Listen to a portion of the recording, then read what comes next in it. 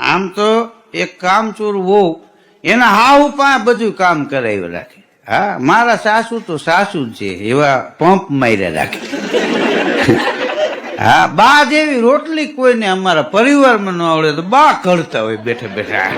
ઓલી ટીવી જોતી હોય એટલે. હા, બા શું શાક વગર ત્રીજી શેરીમાં સુગંધ આવે. હા, મૂળ ડોશીમાં પંપ માર્યા રાખે. પછી એના છોકરાએ એક દી કીધું કે આ વહુ વખાણ કરે એમાં ધ્યાન ન દેવું, ઈ ભલે કામ કરે તો કે ફળિયું હવારમાં મારે જ રોજ વાળવું પડે. તો કે તમને કે બા જેવું વાળતા ન આવડે, તમે હાવણું લઈને ઉપાડે જોઈએ હરળ હરળ હવારમાં.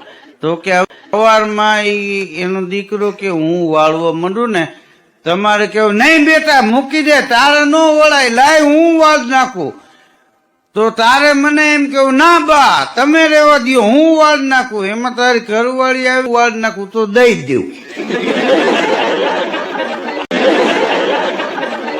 હવારમાં ડોશીમાં હાવેણું ઉપાડ્યો ત્યાં તો ઓલો છોકરો દોડીને આવ્યો, બા તમે રહેવા દો, આખી જિંદગી તમારે વાળવાનું ન હોય, બેહવાના દિવસે લાવો હાવેણો મારી પાસે, હું વાળી નાખું. એની બા કે ના બેટા ઈ પુરુષનું કામ નહીં, ઈ જણનું કામ નહીં, લાવ હાવેણો હું વાળી નાખું. ત્યાં એની ઘરવાળી એ બારીએ ડોકું તાણ્યું. ઈ કે ભાઈ ઈ આવા દખા ન કરાય, એક દી બા વાળે એક દી તમે વાળો. હપીન કામ કરો, હપીન કામ કરો. આપણી ઘેરે ભગવાનનો દીઠો દી છે, મારા જેવી તમને વહુ જડી. હા, એના ને એના વખાણ કરતા હોય. બોલ.